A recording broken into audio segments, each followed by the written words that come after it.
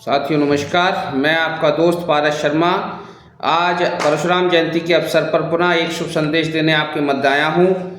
साथियों, बहुत प्रयास करता हूँ निरंतरता की, लेकिन निरंतरता आ नहीं पाती है, लेकिन फिर भी प्रयास जारी रहेगा। कभी ना कभी आप लोगों से मिलते रहेंगे। आज परशुराम जयंती है, जैसा कि वैशाख मास की शुक्ल पक्ष की तृतीया के दिन, जिसे हम आप अक्षय तृतीया भी कहते हैं, उस दिन परशुराम जी की जयंती मनाई जाती है। और आज के दिन ब्राह्मण समाज की समस्त संस्थाएं बहुत एक्टिव हो जाती हैं और बहुत बड़े बड़े आयोजनों का सब लोग बड़ा बड़ा साहब आयोजन होगा, ब्राह्मण सम्मेलन होगा, फिर बाद में भोजन प्रसादी भी रहती है। खैर, ये सब होना अलग चीज़ है, सौभाग्य की बात है, एकत्र रहें, संगठित रहें। लेकिन मैं एक चीज़ ये कहना चाहूँगा, पूरे एक वर्ष के उपरांत जितने भी हमारे ब्राह्मण बंधु अच्छे अच्छे दायित्वों पर हैं, अच्छे अच्छे दायित्वों का निर्वहन कर रहे हैं,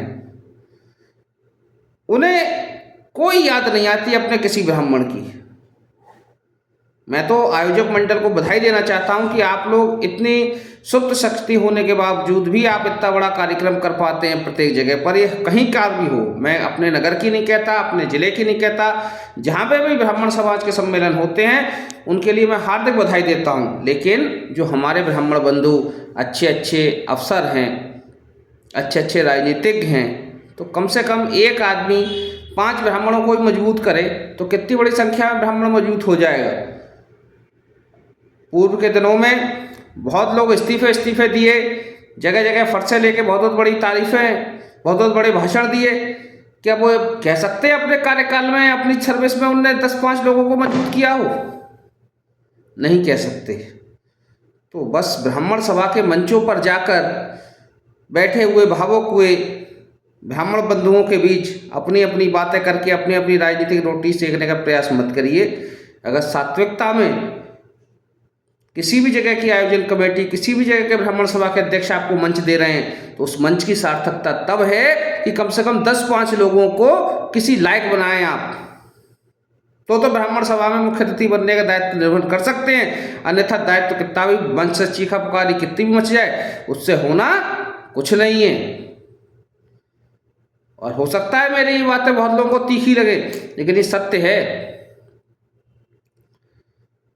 बाकी परशुराम जी की जयंती, उनके चरित्र से हम सभी को बहुत कुछ सीखना चाहिए, उनकी प्रेरणा हम सबको लेनी चाहिए। लेकिन ये है, हम जिस लायक हों और जिस ब्राह्मण भाई के जिस काम आ सकें, ऐसा हमको अवश्य करना चाहिए। अगर नहीं कर रहे हैं तो हम अपने आप को धोखा दे रहे हैं और संपूर्ण समाज क्या काम कर पाएंगे। मान लीजिए 60 साल की सर्विस है, सर्विस में तो हमने साहब कुछ नहीं किया, सर्विस से रिटायर हो गए, फिर ब्राह्मण समाज के संरक्षक बन गए, तो उस संरक्षता का कोई आपकी आवश्यकता नहीं है। अगर आप संरक्षक बनना चाहते हैं तो कम से कम जब आप किसी लायक हों, किसी अपनी कलम से कुछ करने लायक हों, तो ब्राह्मणों के लिए कुछ करिए, तो ब्राह्मण समाज आपको याद करेगा। अब अपने युवाओं से मैं ये कहना चाहूँगा, दोनों ही संदेश हैं। कोई अब हमारे मध्य से या हमारे समाज से या हमारे मोहल्ले से कोई व्यक्ति आगे बढ़ना चाह रहा है, राजनीतिक प्रयास करना चाह रहा है, तो उसका आप भरपूर सहयोग करिए। अगर आप उसका सहयोग नहीं करेंगे तो फिर कुछ नहीं होगा। भले ही सफल होना ना सफल होना अलग विषय है, लेकिन उसका सहयोग करिए। हमारे नगर से जो भी किसी राजनीतिक पद पे हो, उसके पीछे 50-100 लोग तो चले, चाहे भले ही वो हमारे काम ना आए, लेकिन हमें उसको मजबूत करना है, जिससे कि कोई भी राजनेता आए तो कम से कम हमारे समाज के सबसे बड़े नेता को ढूंढे समाज के रूप में। वो तभी होगा जब उसके पीछे हम ताकत बन के, ढाल बन के खड़े होंगे।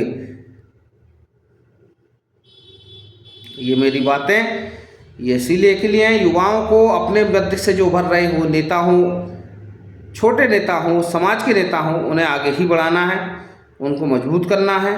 और आप सभी को एक दूसरे को साथ लेकर, संगठन के साथ भाव करके आगे बढ़ना है। आज की परशुराम जयंती के अवसर पर आप सभी को हार्दिक बधाई।